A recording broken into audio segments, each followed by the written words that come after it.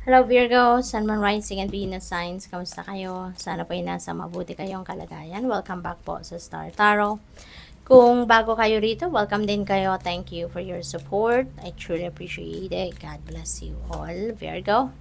Pauna mensahe ninyo, key, successful outcome to your problems. Ayan, napakaganda, 'di ba? Kasi mahahanap mo na yung susi para makalabas ka na sa inyong mga pinoproblema. No? Solutions are coming your way, kaya napakaganda. Pagpasalamat nyo na yan, 'di ba? Thanks God. What else? We have dog close up, pleasure with a close friend. Ayan, so deserve nyo naman yan, mag-catch up kayo with a friend, baka panahon din ito, baka ito din yung pagkakataon ng close friend din nyo, di ba, na magkaroon din ng oras para sa'yo, ikaw din, yung ganon, so, have fun. What else? We have, oh wow, Virgo, 4-leaf clover, great good fortune is coming your way, mababalot ka ngayon ng bonggang-bonggang swerte, no? So, i-align mo na yung inyong energies with this great good fortune energy para talagang mahatak mo to towards you, swertehin ka na, maging maganda na ang sitwasyon mo sa buhay, 'di ba? So, great good fortune.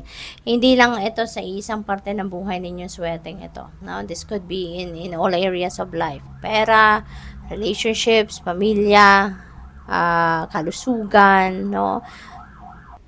So, good luck sa iyo. You have older man, dealings or relationship with an older man. Ayan. So, meron kayong dealings with this older man. Maaaring, this could be anyone, Baka daddy ninyo to, baka grandpa ninyo, baka boss ninyo, baka asawa ninyo, boyfriend ninyo, maliligaw. This could be anyone, sa buhay ninyo that you're going to be dealing with, at this time. What else? We have cobweb. Ayan, protected from negative forces beyond your control. Okay? So, napakaganda. Salamat, 'di ba? Thanks God. Thanks to your spirit team. Kasi there is a guarantee sa inyo na pinoprotektahan ka nila, from negative forces, lalo-lalo na doon sa mga hindi mo kontrolado, na mga negative energy siguro, mga negative situations. Kaya napakaganda. We have unicorn, use your intuition to make beneficial changes. Lagi ninyong papakinggan ang inyong intuition, lalo-lalo na sa mga bagay na mayroong mga pagbabagong gusto ninyong gawin sa buhay, gamitin ninyo yung iyong intuition, okay? Para magawa ninyo kung ano ang tama, ano ang dapat, ano nararapat, di ba? Great passion. Ayan. So, this could be passion ninyo sa mga bagay-bagay na ginagawa ninyo. Pwede rin na passion ninyo to sa person ninyo, passion nito sa relationship itself, pwedeng ganon. Okay, scissors, disappointment in some affair. Okay? So, maybe ang iba sa inyo rito, baka ito si older man, kung anong gagawin nito, baka doon kayo madidisappoint. No? Pwedeng ganon, pwede rin naman na hindi. Depende sa inyong sitwasyon. You will be taken care of in difficult times. Ayan. Oh, thanks God talaga, Virgo. No? Kasi you're divinely guided, protected, guarded, and guided. No? So, napakaswerte ninyo, napakaganda. Diba? May promise na dito sa inyo na you are protected from negative forces. Tapos dito, you will be taken care of in difficult times. Dito din, iniimbitahan kayo na sundin ninyo ang inyong intuition for beneficial changes. So, ibig sabihin nito na talagang, anong tawag dito? Guardia sarado kayo, ng spirit team ninyo. Kaya, binabantayan na kayo, ginagabayan kayo, inaalagaan kayo. Kaya, ipagpasalamat nyo to. No? Be grateful for these blessings. What else? Unsuccessful plans. Ayan, Virgo. So, meron kayong mga plano, siguro sa ngayon na hindi matutupad. No? May mga planong hindi ibibigay sa'yo. Pero hindi yan rason para kayo'y malungkot. You know why? Kasi ibig sabihin na kung ano yung plano ninyo, that is not the best for you. At pinoprotektahan ka ng divine universe and the rest of your spirit team na mapunta ka sa isang sitwasyon na hindi para sa'yo, hindi makakabuti para sa'yo, hindi ka na magsasaya ng oras, panahon at atensyon ninyo and even resources sa isang sitwasyon, sa isang bagay na hindi naman yan meant for you, na hindi yan ang magpapasaya sa'yo, hindi yan ang maghahatid sa inyo sa tagumpay.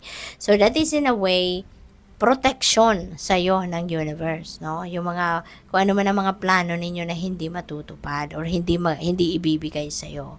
And for sure, there is something way better than that, no? Na ine-expect ninyo ang binubuo or piniprepare ng universe para sa'yo. So, be excited, no? Be excited for what is yet to come. Kasi ibig sabihin, yun ang para sa'yo, yun ang hinihahanda ng universe para sa'yo. Okay? You have vacation, ayan. So, maybe kailangan mo ng bakasyon. Okay? Maybe kailangan mong huminga muna. Take a time out sa kung ano man ang yung pinagkakabisihan. At kayo'y magpahinga. You need a breather. You need to relax. You need to replenish your lost energy. You need to step back, no, sa kung ano man ang pinagkakaabalahan ninyo para kayo ay makapag-recharge muna. Okay? Kailangan natin ng balanse, 'di ba? Sa buhay. Strong emotion, passionate love or hate. So, pwedeng both, no? Pwedeng both. Kasi dito, meron kayong disappointment in some affair. So, pwedeng magalit kayo dito. May ines, may galit. No? So, pwedeng ganun. Dito naman, this is also passion, no? So, si tulip. Kaya pwedeng passionate love din ito na maramdaman ninyo towards your person. Diba? So, pwedeng ganun din ang ganap dito. Okay? So, as much as possible, kung ang iba sa inyo, this is a passionate hate. Holy moly. Kung yun ang inyong mararamdaman, no, as much as possible, pigilan ninyo to or iwasan na lang ninyo kasi 'di ba, pag nagalit, nako, hindi ito makakabuti para sa inyo. Lalo-lalo na kung mayroon kayong mga sakit, katulad na lamang na yung hypertension, 'di ba? Hindi makakatulong, hindi makakabuti ang stress, ang galit sa inyo, 'di ba? Kaya as much as possible, iwasan ninyo ito. All right? So good luck sa iyo. Thank you for watching. Love and light. Namaste.